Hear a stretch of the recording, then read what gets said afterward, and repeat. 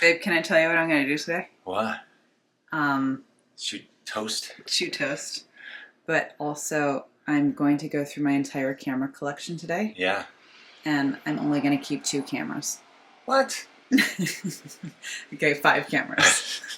But I don't believe it. I'm going to keep 10 cameras. And that's it. No more than 10 cameras.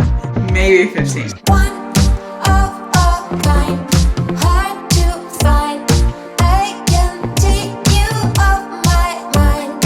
Your design drives me crazy. This is equivocal to therapy. Thanks for being my armchair therapist. Starting here, Olympus E400. So this camera, if you've seen anything on my channel, you probably know that I am an Olympus fangirl. And this is one of the early CCD sensors.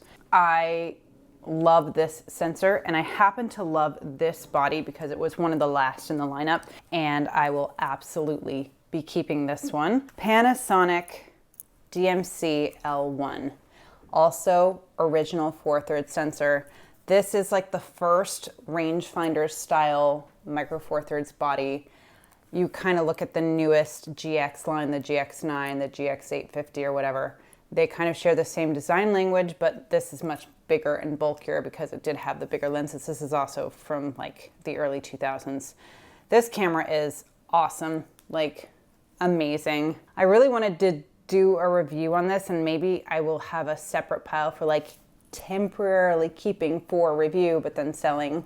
Oh, it has the funniest flash. Let me see if I can pop the flash up here. So you can bounce up on the flash, and then these are extremely rare and extremely awesome. But I think if I'm going to keep an original 4/3 camera, it will be one of the Olympus. Ooh, wow, we're getting deep really fast. Leica M8 with the handle. This was the gateway drug. This is the camera that I got first out of all of these, and it was the one that got me hooked on the Kodak CCD sensor. This is a beast. I mean, this camera is freaking awesome, beautiful. It has an APS-H side sensor, so my 35mm here, this focal length gets to be, I can't even remember, like 45 or 50mm equivalent. So that's like my one hang up with this camera. It's expensive, and at this point I don't think I can justify keeping it even though I want to. Okay, next is the E420. This is the Olympus E420. This particular listing on eBay came kitted out with the 14-42 kit lens, as well as the 50mm macro lens, my favorite 4/3 lens, which was very kindly hot tipped to me as a listing by Snappiness here on YouTube. He DM'd me and was like, dude, pick this up because like the whole thing packaged together was ridiculously cheap, and what I wanted out of it was that 50mm. So I will be selling this, keeping the 50mm, but I will say I did shoot this and I was really impressed. Even though this is not the Kodak CCD sensor, this is a CMOS. It's really nice color. I feel like I should do a review of it, but I don't need to because Snappiness already did one, and it's great. So I will link that up here. Okay, the Leica M-E. I mean, this was like inbox new, such a killer camera, CCD. So this is basically the Leica M9, stripped down minus like 2 major features. And I actually, when I was doing the research on it, preferred this to the M9. I shot an entire family trip just with this camera, the 28mm, this 50mm Zeiss, and the 35mm Voigtlander. One of the greatest trips ever. Just like such a nice, simple way to shoot. And it is rangefinder, so has a completely unique experience with that CCD sensor. I love it. Again, very pricey and not something I can justify keeping at this point. All right, what else do we have here? Sigma. This is the DP1 original. I have done a lot of talking about Sigma lately. I'm sure you've noticed. I have the VF11 viewfinder on here, so it just gives you a field of view. 'Cause as you probably know, I hate having no AVF or optical viewfinder. So I love this camera. So OG, so limited, very slow, but still one of my favorite cameras, and I am not selling it. Keeping that one. This is the Minolta, or the Konica Minolta 5D. So early entry to DSLR from Minolta, which later became Sony. So if you shoot Sony, you should thank this camera. Quick takeaway is it's pretty awesome. Great CCD sensor again. Different, very different, but I really like it. And I have it mated with a 28mm 2.8 Minolta lens. So this keep for review, I don't know. I'll put this on the store, and then if it doesn't sell, I'll review it. But going in the sell pile. Okay. This is the Pentax istDL. This is such a great little camera. It's so small and light, and it has that beautiful CCD sensor. I mean, this was one of their early digitals, and it's also like, look at the condition of this thing. I still, when I bought this, could not believe how like flawless it is. And I have the 35mm 2.4 DA lens on here. Cheap AF lens, such a good performer. I couldn't believe it. It's like so cheap and so good. It gives a 50mm field of view. I just literally have too many Pentax cameras. The Canon 5D original. This was the I Made It camera for me back in like 2008 or 2009, whatever that was. And I remember buying this camera. It was such a moment. Like, I had been learning photography on my first camera. This Canon G9 I have to thank for so much in my life. But this Canon G9 was the first camera that I bought for myself with my own money to learn photography on. And what I love about it is it's extremely automatic. So if you wanted to just point and shoot, you can know nothing about cameras, but if you want to learn and grow, you can do everything manually here. It has all these, buttons. It has the ISO dial here. You can set it all up so that you can actually learn the basics of photography from, your exposure triangle, your various settings. You can shoot in RAW. This was such a seminal camera for me. I owe this camera everything with my heart. And then once I really started to feel like I was getting comfortable and I wanted to up my game, I bought the Canon 5D. And this was a huge move for me, a really emotional move. These are not the originals. These were not the ones that I bought. They did get sold to upgrade to various pieces of equipment over the years. But I had to repurchase them. And I did purchase them to review them on this channel, but as I have obviously gotten so many cameras at this point, I'm going to put them on the store. Both phenomenal. This is a CCD sensor. This is not, it's a CMOS, but it's that first original Canon 5D sensor, which had kind of a special voodoo magic to it that I can't explain. But as with all of these cameras, a lot of them I will put on the store. If they do not sell, I will review them. As long as they're in my collection. Okay, moving on. This is the Pentax K7. So funny enough, after the 5D, I decided I wanted something that was more economical. Canon glass gets very expensive. I also have always loved a little bit of the subsector brands, like the brands that might be less notable or less shot. And I became a hardcore Pentaxian. I bought the Pentax K7. I had the Pentax 6.7 film camera. I bought the Pentax LX film camera, my all-time favorite, always. Unfortunately, electronic failure is an issue on that camera, but still my favorite film camera of all time. And the Pentax K7 was the camera. It's the longest running camera that I ever shot. Like, I shot this for years. I took this all over the world. Most notably did an epic trip through the entire country of Morocco over the course of a few weeks. And it was I love still going back and looking at those pictures, and they all came out of this camera with the 16 to 50mm original lens. And I don't have that anymore, but I just this camera delivered for me in so many ways. I did repurchase to review and haven't gotten to it yet because when you're shooting one camera every 2 weeks, it's just not, this would take me freaking years. So putting it in the sell pile. Nikon D100. Now I will confess, my husband, who is actually a professional photographer, shoots Nikon. I do not. I am not comfortable with Nikon, but there is a Instagram account, DigiWave. I will link it out down below. He shoots a lot of Nikon, and I started seeing some of his shots. I started looking it up. We chatted about it a little bit, and I was like, I gotta buy this D100. It looks so good. So I bought this for the purposes of a review. I will review it if it doesn't sell. I should note, CCD sensor, that's why I picked it up. Beautiful Canon Powershot Pro 1. I already have one of these in my store. I bought like 4 of them because I was obsessed with this camera when I started shooting it, and I still love it so much. So this one's staying in my keep pile. Sony R1. This is such a cool freaking camera. Like, okay, let me just start by saying, look at it. Now look at it. This is a screen. Let me turn it on. It's bananas. This thing is so cool. This came out in the early 2000s. I actually can't remember. It's a 10 megapixel CMOS sensor. It is like space science. There's a full-size APS-C sensor in here. This is like the A6000 line before the A6000 line. It's mated with a 24 to 120 millimeter field of view equivalent lens on 35.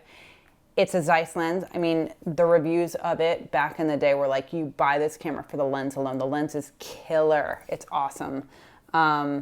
Just a cool camera, and I 100% bought this camera for a review because I was like, this is the coolest thing I've ever seen. I'll put it in the store. If it doesn't get bought, I'll review it. Fuji FinePix S Pro 2, or Pro, how do you say it? S2 Pro. I've already done my Fuji S5 Pro video, which I'll link up above. This is 2 generations before. There was the S2, the S3, and then the S5. They skipped S4 for whatever reason. This one is, the color on this one is super unique, and what they did with the S5 is they put more optionality into it, and it brought it closer to, like, I think more what I would consider negative film look. This is like shooting slide film. It is punchy, colorful. It's just like my kind of vibe. I really love what I can get out of this. I am gonna sell it because it's big, and what I've noticed is I really have to limit how many large cameras I keep in my collection because I do end up collecting dust because I'm always out with my kids, and so I really have to minimize how much gear I bring. But this is a pretty cool camera. Pentax KS2. This is like the ugly duckling of the Pentax family, and I think it's awesome. I love it. Such weird design touches. I mean, this is so Pentax in the 90s. So like, look at this. I mean, it's an action. I think this was 2007 or something, so it's later. But I really do like this camera. It's small, it's weather sealed, it's got Wi-Fi. It's like got a lot of the things that I think make it great, but also the colors coming out of this are unlike some of the other Pentaxes that I've shot, and so this is actually staying in the keep pile for me. It's hated online by a lot of people, but I love it. This is the Olympus E1. I have reviewed this. I have, gosh, 2 of them now. I have sold one. I'm so on the fence about this because the E400 is actually probably the camera that I will shoot more as a result of it being smaller, but I feel emotionally attached to this camera, so I really think I'm keeping it in the keep pile. I'm gonna have to reevaluate this keep pile at some point because I have a feeling a lot of cameras are gonna end up in there. But I can't sell my E1. I will sell the other one. I'll sell the backup body because I just have to. Sony which one is this? A100? Yeah, Sony A100.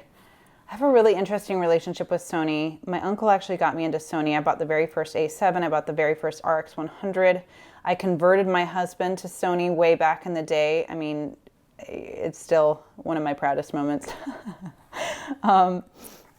Sony A100 has the CCD sensor on it, and I have not shot this camera very much at all. So this has like been waiting in the drawer to get pulled for a review. I do kind of want to review it still, so I'm like tempted to keep it, but I will put it on the store unless, you know, again, if it doesn't sell, I'll review it. Okay, I've reviewed this one. This is the EPL1 from Olympus. I actually really love this camera. It's just nice. I have it with the 20mm lens. This lens is getting a lot of love right now online, and it is my all-time favorite lens ever. It's a 20mm 1.7. It's so small, it's so sharp, and I have a new camera coming today. God, stop me. A new camera coming today, which I'll speak a little bit more about, specifically for this lens because I love it so much. The EPL1, I am on the fence as to whether to keep this or not. I just love it, so part of me just wants to hold on to it. So I'm going to put it in the keep pile for now. This is the Canon SX210. So I did a video about the Olympus C740 camera, which I really love. What I loved about it so much was the ultra zoom factor, and this one has a similar vibe, like it's an ultra zoom. I have not shot it very much, so I don't feel qualified to talk about it at all. But I specifically bought this for a review. It's a 14 megapixel sensor, and I believe this was one of the last generation of CCDs. Fuji X10. This is a great little camera. Like if you want to shoot JPEGs, I think that this is one of the best ones out there. There is an issue with it. Okay, so one of the things that I think is brilliant about it is it's a 28mm to 110, or no, 112mm lens. It has fabulous color coming right out of the gate, and I don't always feel that way about Fuji cameras. I should be clear.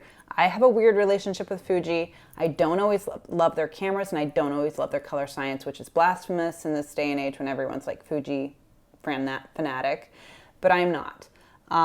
But I do really like this lens, and I really like this sensor. The issue for me is if I'm gonna have this style of a camera, I wanna be able to use the EVF, and this one is not great. It's not the worst. It's just an optical viewfinder that is roughly matched to, but it does not align. It's not like there's no parallax, there's no information in here. It's just not very handy. And I was really on the fence about this one, but I am going to sell it. Oh boy, here we go. The Olympus XZ1. Did I say that right? I reviewed this one. And this is actually one of the cameras that I kind of thank for creating this channel. It was one of the earliest ones that I reviewed. The XZ1 is a fantastic camera, and it's kind of blown up. They're kind of hard to get now, or hard to get at a reasonable cost, so I'm keeping it. Fuji F30. So this is okay, so I should probably mention I have the F30, I have the F31 FD, I have the F50 FD, and I have the Fuji XQ2. Different generation. This is much later. These are all very much in the same sort of lineup of the years.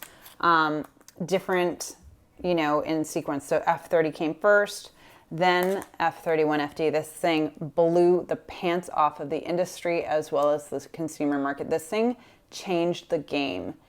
And I have been using this a lot lately, and I think it's outstanding still today. I love it, keeping it. These two, as a result of, you know, I actually haven't used them enough to even compare them, so it's kind of not fair. But because I love the F31 FD, I'm keeping that, and also because it was like a big part of my life. Like I remember that camera coming out. I've shot a bunch with that, so I'm keeping that one, and I'll sell these two. But I mean, they're all in the same vein with that super CCD sensor. They're all great. So commenting on this XQ2, this is difficult. Usually you'll see the super CCD, and then they changed to CMOS, and then they went to X-Trans, obviously. this CC or CMOS sensor is the closest thing I have seen color-wise to a CCD outside of maybe that like Canon 5D original. The color's really good in this. I'm not keeping it, but I was really impressed with this camera. Okay, then I have some fun ones here. This is the Kodak EasyShare 14 megapixel M522.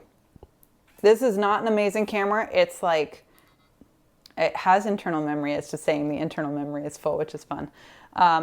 It's not like the most amazing camera by any means. It's kind of slow, but it's so small, and it's Kodak, which I like have a personal affinity for, even though they sold their name and all that. So it's like doesn't necessarily have a ton of merit to it, but it does have the CCD sensor. I use this for really disposable sort of use case. I use this by the pool, et cetera, and it's actually got a pretty good lens. I was impressed by it, but I'm not gonna keep it.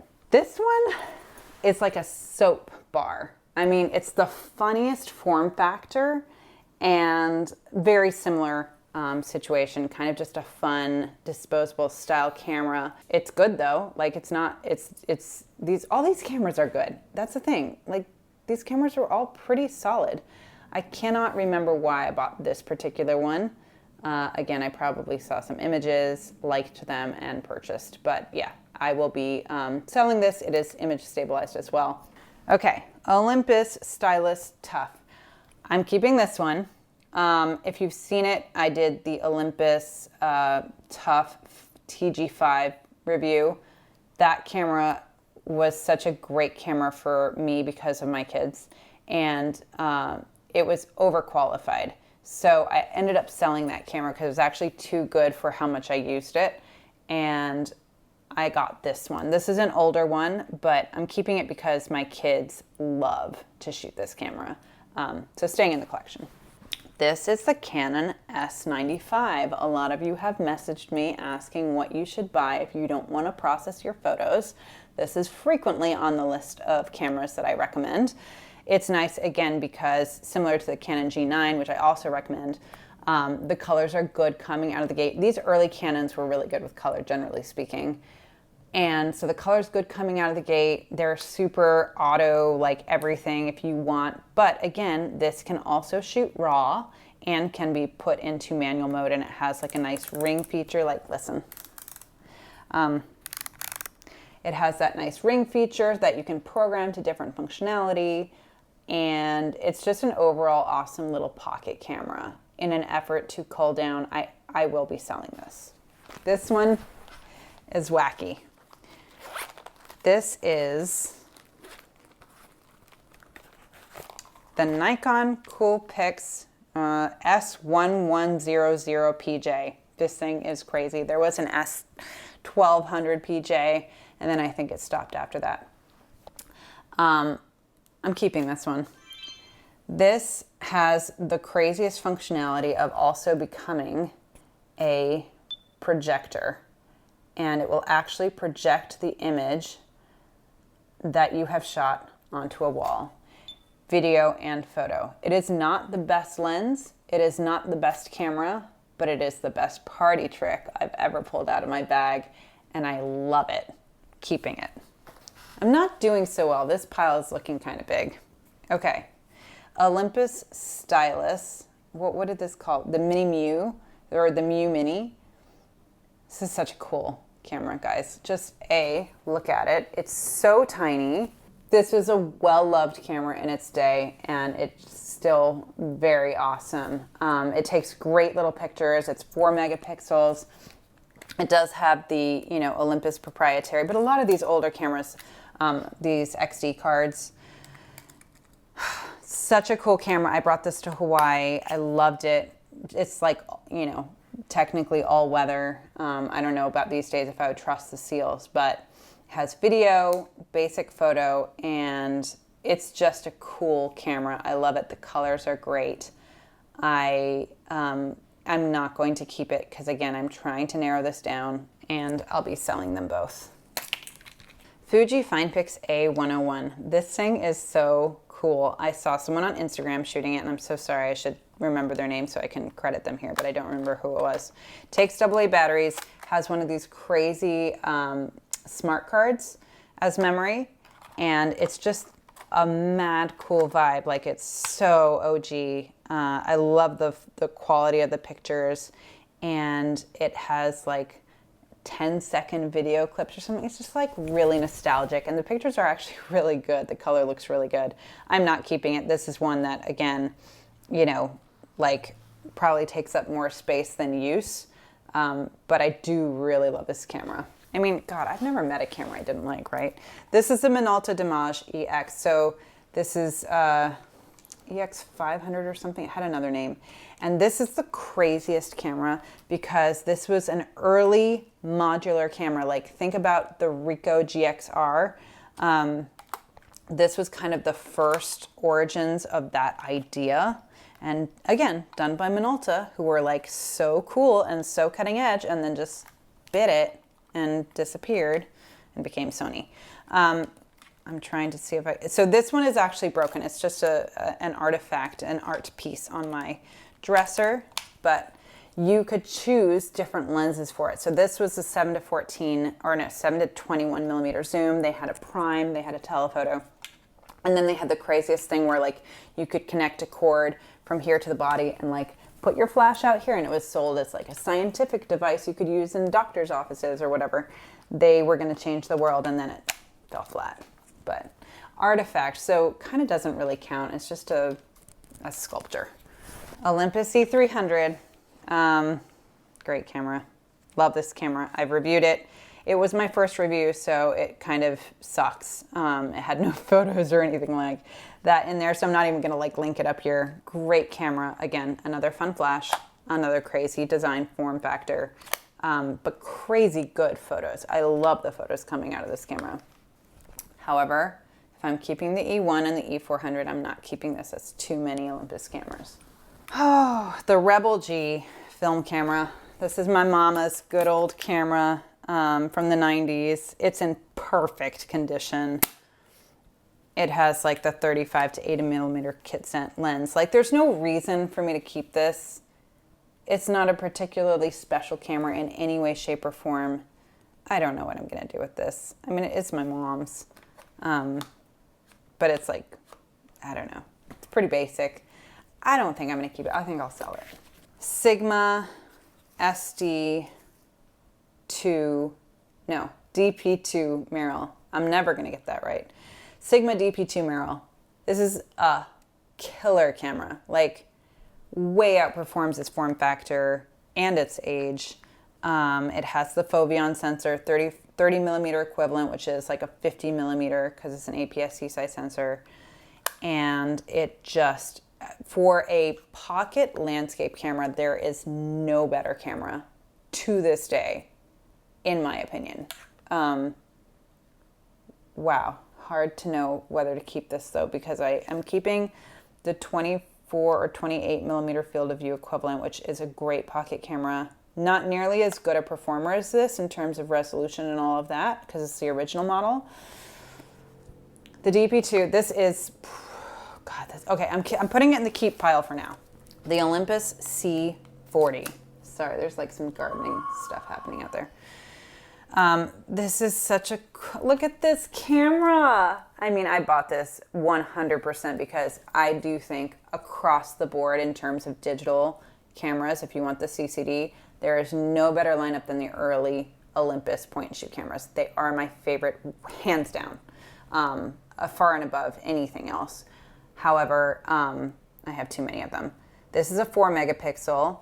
It is so cute. Ugh, like, again, this is like a bar of soap. Torn as to what to do with it.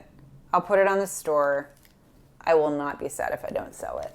Nikon Coolpix P6000, another great point and shoot from the era of the G9 from Canon. Another CCD sensor. I don't think my battery is charged on this one. Yeah, so no power on here, but just a good solid performer. I did buy this for review purposes. I won't keep it. It's 13.5 megapixels, 4 times optical zoom, like very much in the same camp. They were like direct competitors back in the day, that G9 from Canon, and this guy, Powershot A630 from Canon. I have a special place in my heart for these like really OG digital point and shoots, if you hadn't noticed. Articulating screen like a lot of the old cameras had, which is so funny that we got away from it and now it's like everybody wants that back. I have not shot with this enough to really speak to it. I did get it for a review. I just happen to love some of this, like the early A's. So A630 is this one, and there's a couple more in that vein from this era that I have seen photos from that I was like, oh yeah, I need one of those. I am gonna sell it. Oh boy, I've had so many of these guys. I love this camera. This is the Olympus Media C5050. This was another groundbreaking camera. Tons of fully manual functionality, slow. And if you are trying to write like the TIFF files, it will take you a damn era.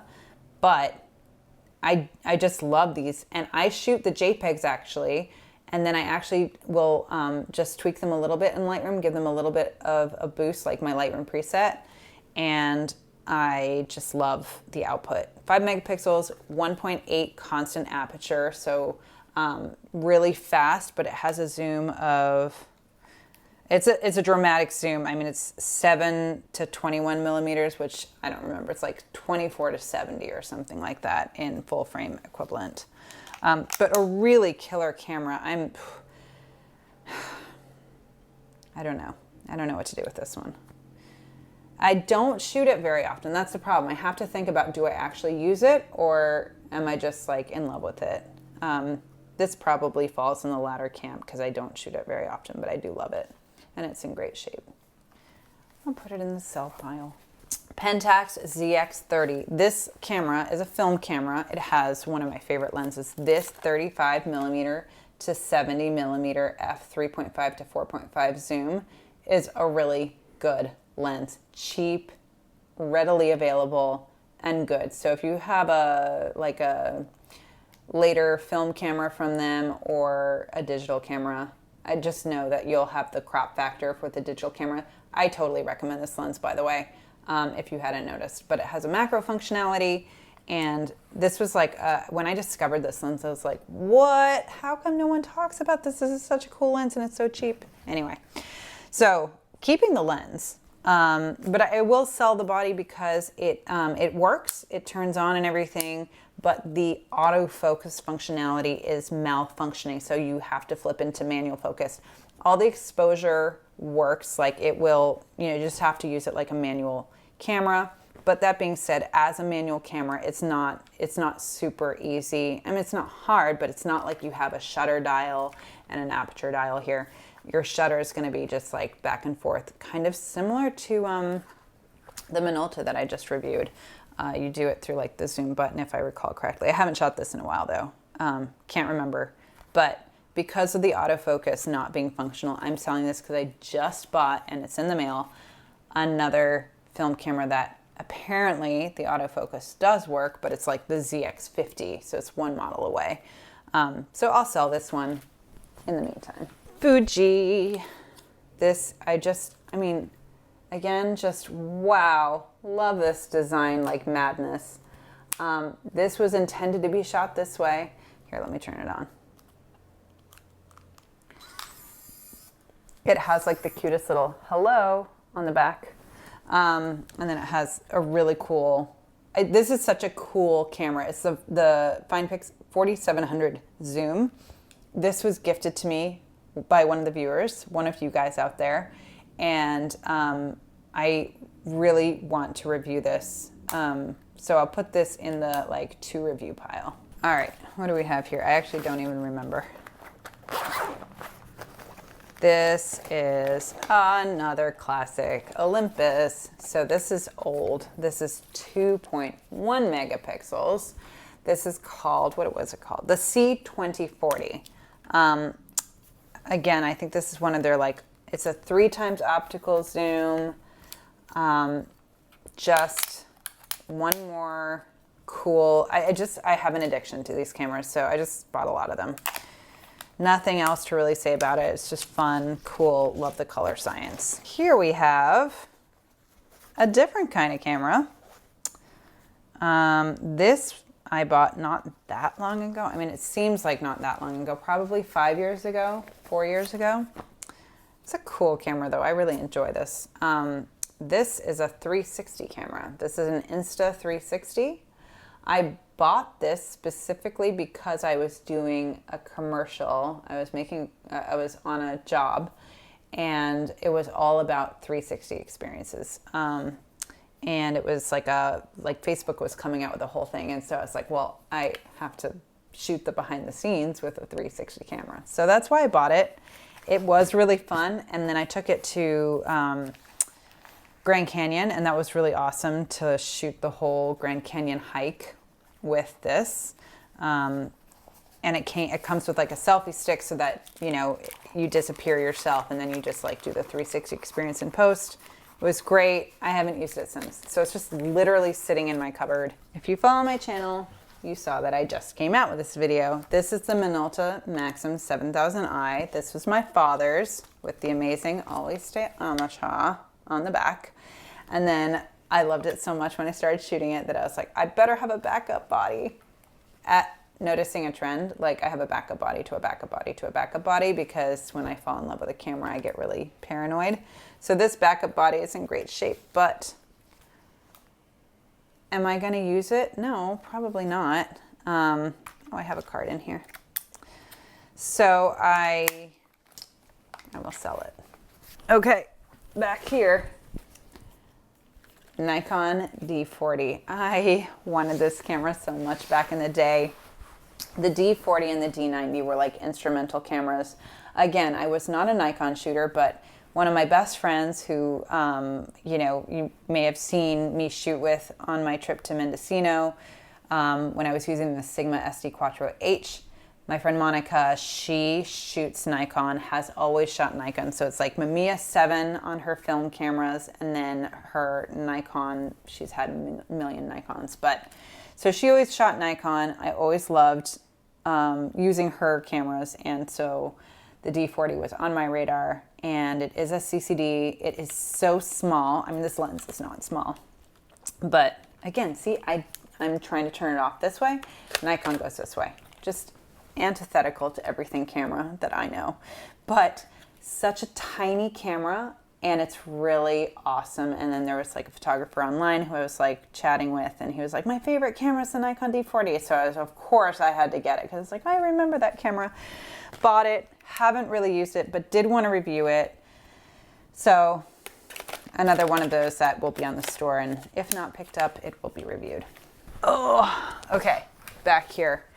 The Minolta Dimage 7, so 5.2 megapixels. This was like one of those bridge cameras that was supposed to be the answer to everything.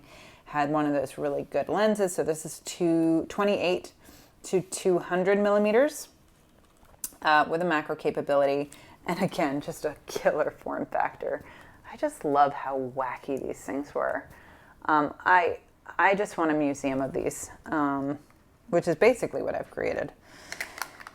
I do think I should review this because it's so cool, but it will be that sort of combo like store review situation. I bought this as a project. So this is the Samsung EX1. So Samsung made cameras, guys. Like they made some really good cameras, and then they kind of became obsolete. What I think is so cool about this one, it has like the ring right here, which feels really good. It's like a good stable sort of build. It's a 1.8 lens. It's supposed to be really sharp. I bought this as a project though, because it has a slight bit of sensor dust on it. Let me turn it on here. So you might not even be able to see it. I don't think you can even see it. But there's like a speck of sensor dust on here. No, I didn't get it out. So, oh yeah, there you can see it. So can you, I'll move my hand here. Oh, never mind. It's not that important. But anyway, it has some sensor dust on it, but this is a really good camera. Like it's awesome. So I was like, okay, no one really knows about this camera, but yet they're really expensive online. I found this one cheap, and it was because it has sensor dust on it. So I decided I would make this my project. Open it up, get the sensor dust out. Like, I can get really nerdy, guys. Like, I like the internals of cameras and all that. It just hasn't happened. I mean, I'll put it on the store if anyone else wants to do that, but if it doesn't sell, that will become a project one day. The Panasonic LX3. I've done my video on this. This is my funky little setup to be an X-Pan, digital X-Pan. I'm keeping this camera for one reason alone, and it is the black and white simulation. I just love the black and white JPEGs out of this. And I just have I have heart for this camera. I love this camera. I don't want to sell it, so I'm not going to. The Instax Square. Funny, I have had so many Instax cameras. I was actually my Instagram, which is now 1 month, 2 cameras, started off as a instant film only channel way back in the day, and then I changed it. But I was going through a whole thing of like very custom instant film cameras. I was having them built by Option 8, if you've ever heard of them. I'll link him out below. If you're into instant film, you should look at his stuff because he builds amazing cameras. I had converted a Polaroid 110A and a 110B and was just deep down this rabbit hole. RB67 with an instant film back. I was deep down this rabbit hole. I have since sold everything except this. This is not the one you would expect me to probably keep because it's the most sort of generic, most common, and most modern. But it's great. It's a great camera, and it is the one that I think I'll still be able to get film for a long time, and it's the smallest profile, and so I will be keeping this. The Olympus Comedia C7000. I have not reviewed this yet, but I will not be selling this. This is my point and shoot. I love this camera. It's great, and I'll leave it at that until I review it. The classic, the best. This is the Polaroid SX70. This is actually my husband's camera. I have since taken ownership of it because I'm the only one who will shoot it. But yeah, can't sell this, forget it. This one came with me to Mendocino as well. I have not reviewed it on the channel yet. I will. This is I have 2 favorite film cameras. This is one of them. I mentioned the Pentax LX, which is one of my favorite. It is my all-time favorite film camera, but I don't have one of those anymore because I got paranoid about the electronics. I mean, I'm probably ridiculous. Like, it'll probably be fine, but I sold it. This is totally electronic too, so I don't know what I'm telling myself in that regard, but I want to keep one film point and shoot, and this is the one film point and shoot that I'm keeping. This is the Fujifilm Natura S. It's a 24 millimeter 1.9 lens. It is a stellar bit of kit, and I love it. They only made them for the Japanese market, so if you get one, it's going to have to be on eBay from Japan because they literally did not sell them anywhere else. I have 2 of them. Okay, well, one of them is going to have to go. This one is exactly the same, as you can see, except it has a little bit of a busted shutter. I'll keep this one because, like, I don't care. It still opens up. It still works beautifully. So I'll keep the less pretty one, and I'll sell the nice one to someone who might enjoy it. Okay, this is my Polaroid close-up. I love this camera. I actually don't like the current Polaroid film. It just doesn't do it for me. I really miss the old film. But this camera is fun. It's a little bit, it's not working 100%. It's actually working fine now. But I've had a little snafu with this here and there. Sometimes it will jam up the film. I know that happens with all Polaroid cameras, but I'll keep it just because I don't feel responsible selling it in case it jams up on somebody. But it's a fun camera. I just don't really buy Polaroid film. I don't love it. I love the black and white, actually, the Polaroid black and white. This is the ZX50 from Pentax. I just got this in an effort to replace the what is it called? The ZX30 that I just showed you earlier. It doesn't work. It's broken. It was sold as working, but it doesn't. The take-up spool isn't working. These Pentax cameras, the plasticky ones, they're all crap. I'm sorry. Like, Pentax just really threw in the towel on all of these, and they all broke, and they're all really, so I just don't recommend them at all. If you do find one, or if you do want them because you have great lenses like I do, I have all 3 of the limited lenses. I love them. I use them on, you'll see another camera back here. I want one just for those lenses, and so I'm willing to like hunt, but like make sure it's film tested, not just battery tested, but film tested, because that issue of it not feeding the film here properly and taking it up, I've seen on more cameras than I've counted. I've ordered a lot of these and had to like get refunds on a bunch of them because they're all kind of maligned. This beautiful Olympus Pen FT. I just adore this, absolutely adore this camera. The light meter is working in my model, which is rare. It has a beautiful chunk. I love the wind. This is not the right strap for it because it gets jammed, but the wind is great. The sound is great. This lens, I have the 40 millimeter 1.4, just a treat of a lens. I absolutely love everything about this camera. It's in portrait orientation, which is generally how I like to shoot anyway, so I don't have to shoot like this. It's automatically like this, and then if I want landscape, I go like this. I adore this camera. You also get 72 shots per 36 image roll, which in a time of expensive film is really nice. Definitely not selling this. My only medium format film camera that I have kept. I have had some of the best, if not all of the best. Like I've had, literally name a freaking medium format film camera and I've had it. Plavo Machina, the Hasselblad 500 cm. I've had the Hasselblad 601. I've had Pentax K7. I've had the RB67, the RZ67. I've literally had them all. And I love them, but they're all large. I've had the M-E S6 and the M-E S7. Those are probably the most compact. The Plavo Machina, if I didn't feel nervous about the wind stripping, which mine did, I would still have that. But I can't justify it when it's like $2,500 on the used market. The GW670 was amazing from Fuji. I bought that new when it came out in the 2000s, early 2000s. Oh, I had a heart attack when I bought that because it was so expensive. I'm going off on a huge tangent about medium format film cameras. All brilliant, but not something I want because it's so big and film's so expensive and yada, yada, yada. So this is the one I ended up keeping and I really like it. It's actually a pretty good performer, but it's also just cool.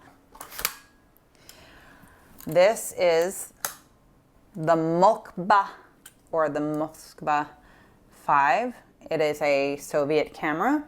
It has a detached rangefinder and viewfinder. So the viewfinder is here, the rangefinder is here. So you flip this little arm up like I just did, you focus here, and you get that aligned. This one is kind of, it needs a good oiling. So actually what I've been doing is actually just going right off the lens, which is faster. You align it, and then you put this lever up. This is the shutter. And then you bring your eye over here and release. Well, okay. Oh yeah, sorry. See, it's been a while. So shutter here, and then the release is over here. It's a little unintuitive, I must say. And it's locked because of the wind. I don't actually have film in here, but it has like a double exposure lock protection. So it's gonna do some funny stuff. There we go. Anyway, not the best medium format, but definitely one of the most portable. It does 6.9, 6.6, and 6.7 due to the mask. So again, just as a cool camera, that's supposed to happen if you can believe it. And then this closes like this. I think because that pressure plate came out, it's not going, oh, there we go. And then it just locks back up and you carry it like this. I take this on vacation. You know, it's not going to give you like a super crazy depth of field or anything. It's more of a landscape camera. I can't remember what f-stop this is.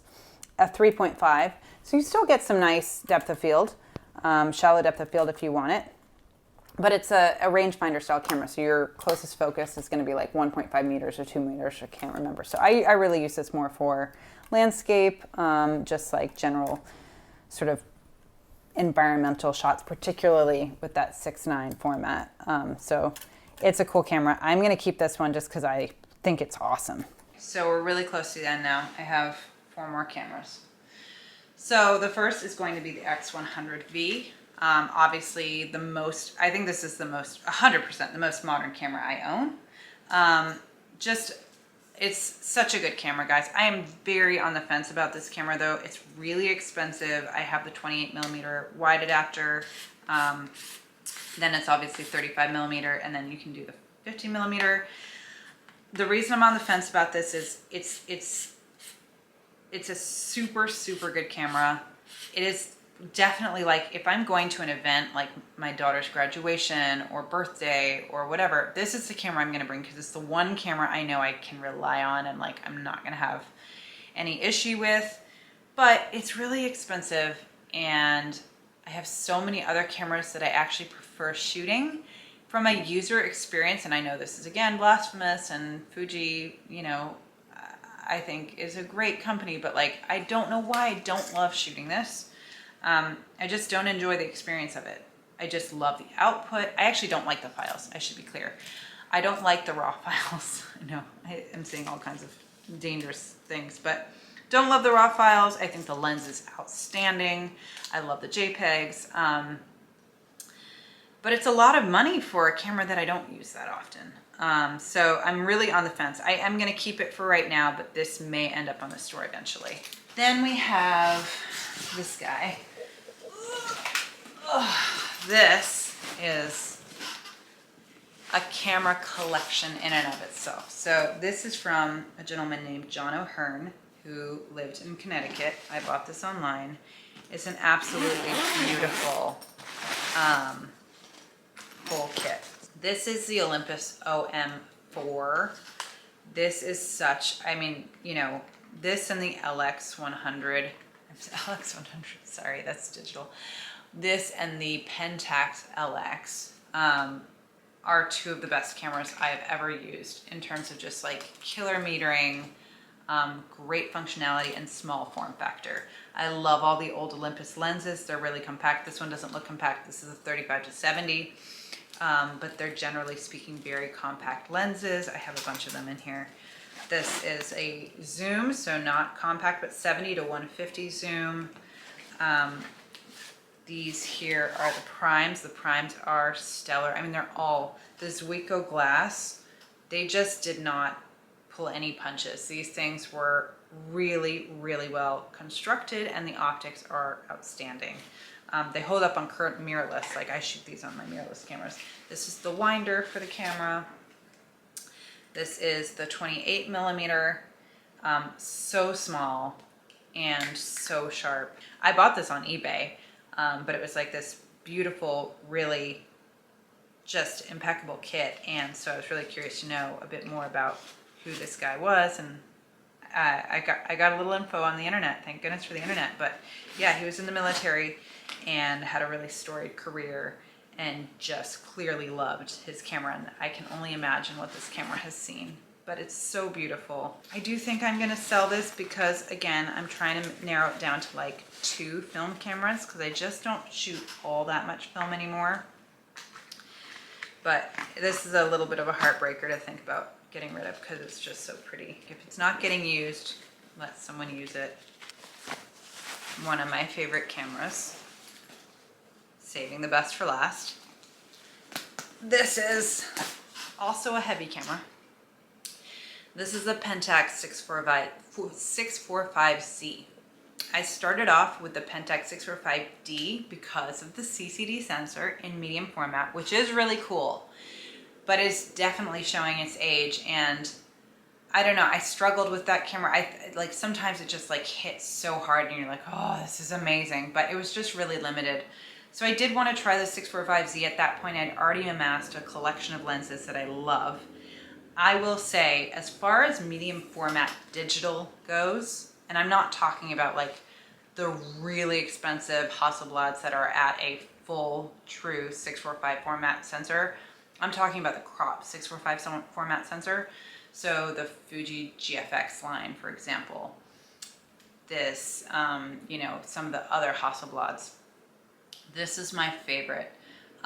It's the oldest, or one of the oldest, but I'll get into it. I just sold my GFX because I actually did not like it. Like, I don't know, the lenses are too clinical.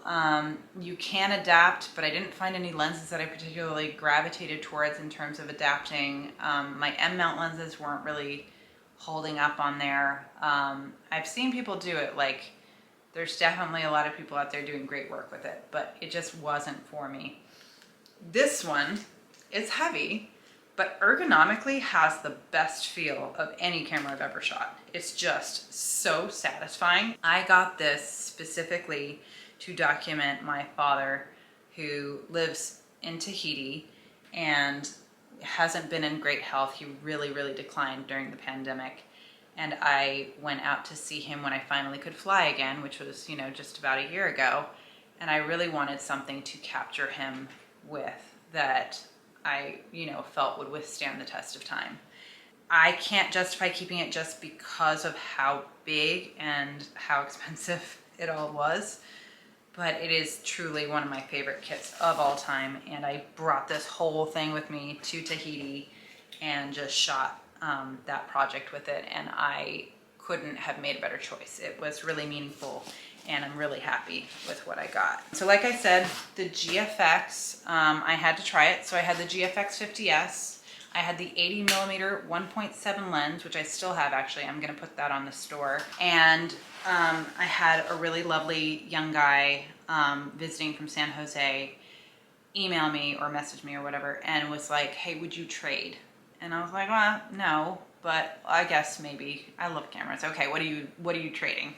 So we traded, and he took my GFX and I got his Leica SL. So this is the original Leica SL. This has the Panasonic 20 to 60mm lens on it. But what I usually shoot with this camera is my old Pentax glass, those limited lenses I mentioned earlier. And I do really like this combo. It's real manual, obviously, and it is an older sensor, but it is a really nice sensor. It's like, what, 24 megapixels or something, which is all I will ever need. I don't need more than that. I actually prefer not to have more than that. It starts to take up too much room on my hard drive. And in terms of a camera shooting manual glass, this is by far the best experience I've had for manual glass. Now, it's not the fastest autofocus. There's a lot that's wrong with this camera, and it's way overpriced for sure.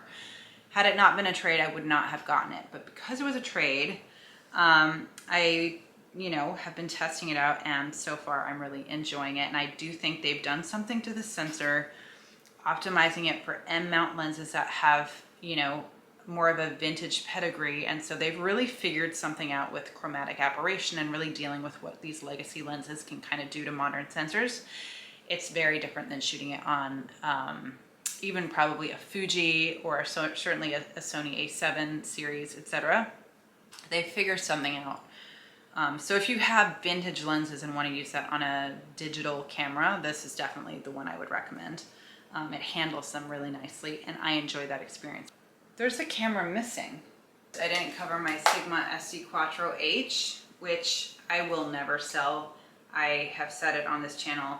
I reviewed it.